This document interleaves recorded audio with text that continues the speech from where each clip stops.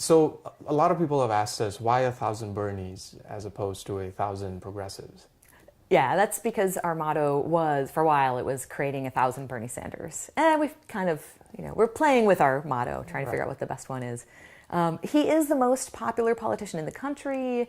When he runs in Vermont, he gets 25% of Republicans, 50% of Democrats, and 70% of independents. 50% of the United States electorate is independent, does not belong to the Democratic Party and does not belong to the Republican Party.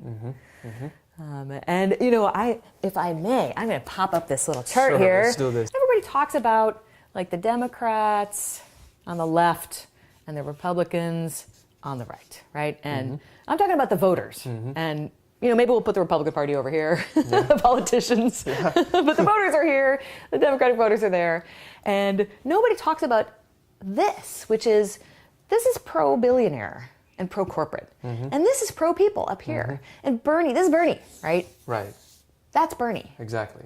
And in terms of his policies, people on the left and the right, everybody wants his policies. Right, and it's very evident when he does town halls in red states.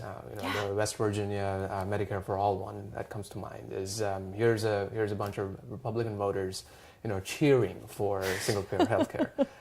Every time that phrase comes up, there's an applause, and so he seems to really reject this kind of left-right dichotomy that has been set up by the Democrats and the Republicans to kind of create this illusion that they're serving some constituency, but really they're not offering anything.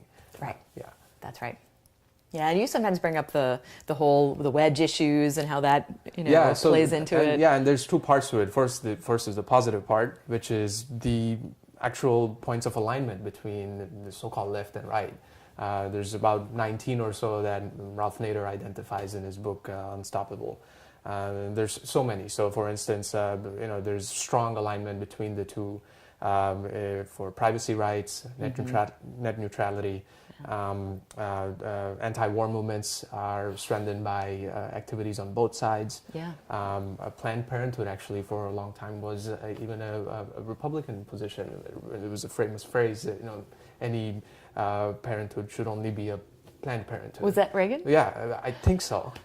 But it may have been him who just picked it up. But that was a position on the right for a long time. Responsible parenting, responsible families, things of that nature. Yeah. And now it's just used as a wedge issue to throw some chaos in between the left and right alignment. Right. Because of some rogue organizations that try to call themselves a party. They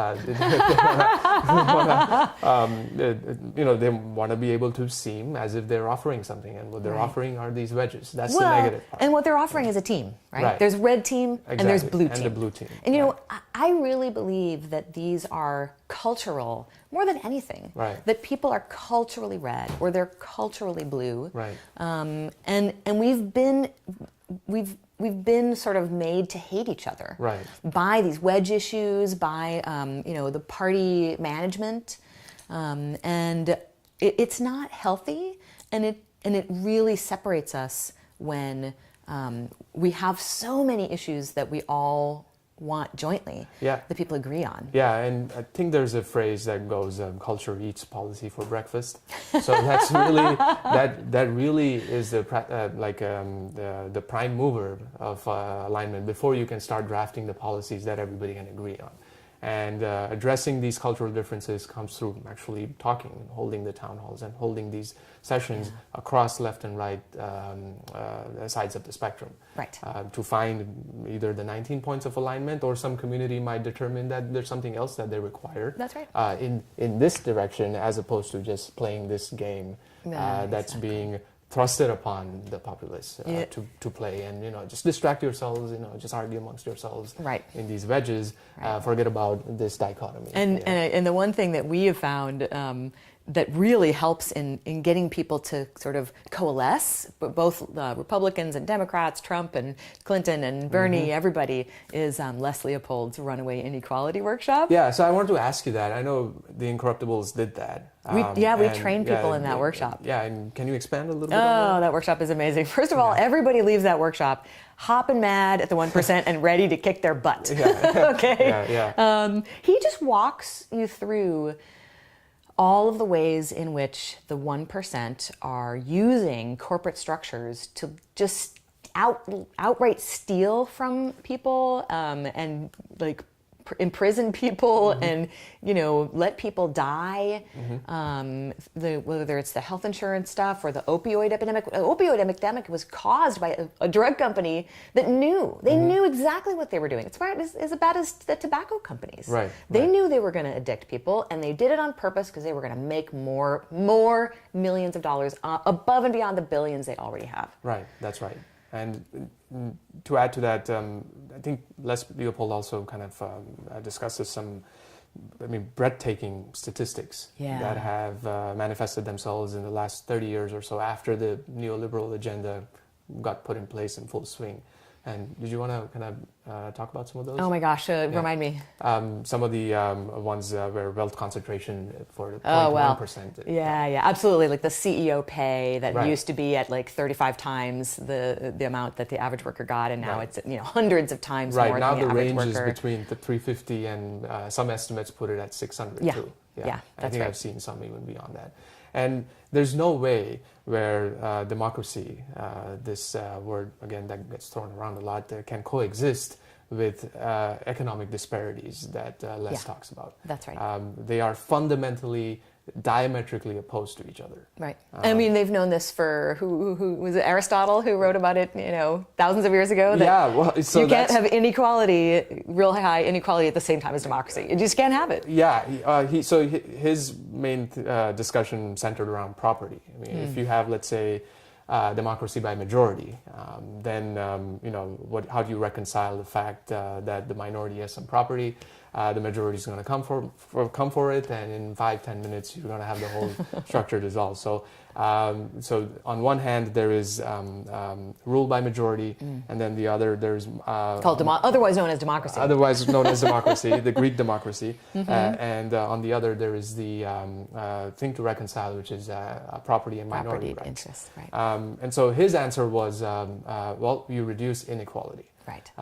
And 2000 later, not a bad answer. And by way of a social contract, the welfare state was his answer.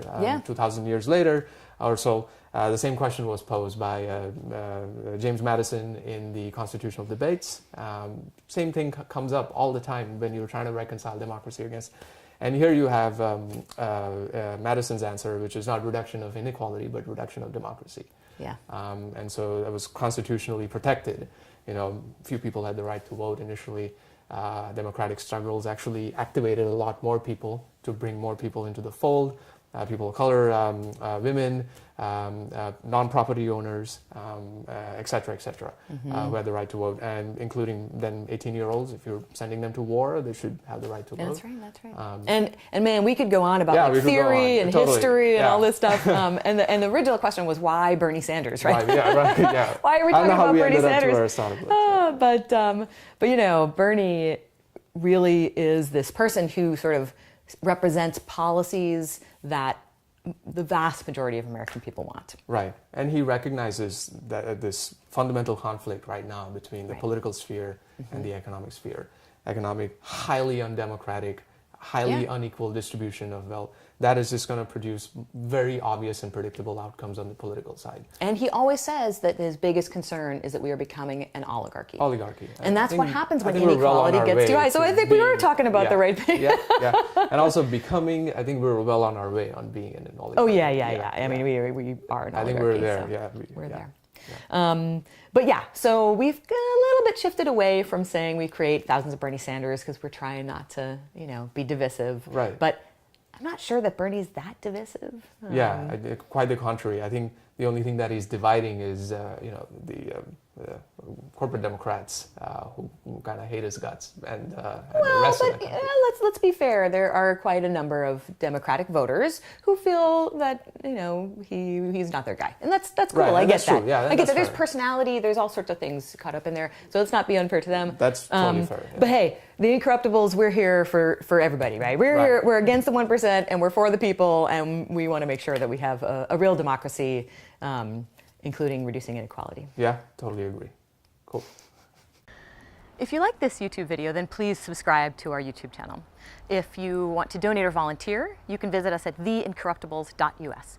And if you want to learn dozens of tactics and strategies you can use to take over your city council, then visit academy.theincorruptibles.us, and all those links are below.